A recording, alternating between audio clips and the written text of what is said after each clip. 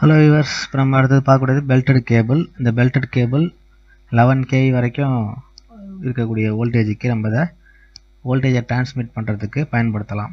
சில சமயங்களில் தவிர்க்க முடியாத சூழ்நிலையில் 22 kV வரைக்கும் கூட இந்த கேபிள் நம்ம பயன்படுத்துகிறோம். இப்போ நீங்கள் பார்த்துட்டு இருக்கிறது ஒரு 3 கோர் இருக்கக்கூடிய ஒரு பெல்டட் கேபிள். கன்ஸ்ட்ரக்ஷனை பொறுத்த வரைக்கும் 3 கோர் இருக்குது. கோரை சுற்றி ஒரு பேப்பர் இன்சுலேஷன், ஒவ்வொரு கோருக்கும் பேப்பர் இன்சுலேஷன் கொடுத்துருக்காங்க. இந்த 3 கோரையும் சுற்றி ஒரு பேப்பர் பெல்ட் இருக்கும். இந்த பேப்பர் பெல்ட் இருக்கிறதுனால தான் இதுக்கு பேர் பெல்டட் கேபிள். அதுக்கப்புறம் ஒரு இன்சுலேஷன், இதை சுற்றி மறுபடியும் ஒரு இன்சுலேஷன், அதுக்கப்புறம் லெட் ஷீத்து. இப்போ இங்கே இருக்கிற லேயர் பார்த்தீங்கன்னா கோரு, இன்சுலேஷன், லெட் ஷீத்து அப்படிங்கிற 3 லேயர் மட்டும்தான் இருக்குது. மீதி லேயர்லாம் இதில் பார்க்க முடியாது. எல்லா கேபிள்லையுமே எல்லா லேயரும் இருக்குங்கிறத நம்ம சொல்ல முடியாது. இப்போ பெல்டட் கேபிளை பொறுத்த வரைக்கும் லோ, அதுக்கப்புறம் மீடியம் வோல்டேஜுக்கு தான் இது பொருத்தமானதாக இருக்கும். இப்போ லோ மற்றும் மீடியம் வோல்டேஜில் இதை நம்ம பயன்படுத்தும் போது எலக்ட்ரோஸ்டாட்டிக் ஸ்ட்ரெஸ்ஸு இன்சுலேஷனுக்கு அக்ராஸாக, அதாவது இன்சுலேஷனுக்கு குறுக்காக செயல்படுறதுக்கான வாய்ப்பு இருக்குது. எலக்ட்ரோஸ்டாட்டிக் ஸ்ட்ரெஸ்னால் கேபிளோட இன்சுலேஷன் டேமேஜ் ஆகிறதுக்கான வாய்ப்பு இல்லை. ஏன்னா அதை தாங்குகிற அளவுக்கு இன்சுலேஷன் நம்ம டிசைன் பண்ணியிருப்போம்.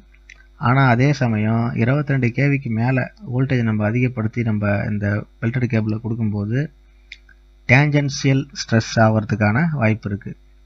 அப்போ அந்த டேஞ்சென்ஷியல் ஸ்ட்ரெஸ்னால் பேப்பர் இன்சுலேஷன் டேமேஜ் ஆகிறதுக்கான வாய்ப்பும், அதே சமயம் அந்த இன்சுலேஷன் ரெசிஸ்டன்ஸோட மதிப்பு கம்மியாக இருக்கிறதுனால பேப்பர் இன்சுலேஷனில் அந்த லீக்கேஜ் கரண்ட்டு ஃப்ளோ ஆகி அந்த இன்சுலேஷன் டேமேஜ் ஆகி இந்த டோட்டல் இந்த கேபிளே ஹீட் ஆகி எரியறதுக்கான, பிரேக் டவுன் ஆகிறதுக்கான வாய்ப்பு இருக்குது.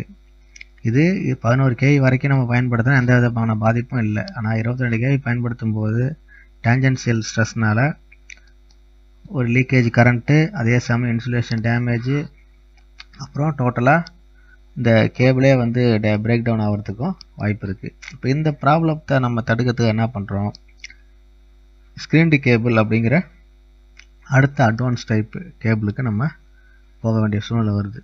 இப்போ ஸ்க்ரீன்டு கேபிளில் லீக்கேஜ் கரண்ட் வந்து அதில் இருக்கிற மெட்டாலிக் ஸ்க்ரீன் வழியாக எர்த்துக்கு ஃப்ளோ ஆகிறதுனால அந்த இன்சுலேஷன் டேமேஜ் ஆகிற அந்த ப்ராப்ளமும் பிரேக் டவுன் ப்ராப்ளத்தையும் நம்ம தடுக்க முடியும்.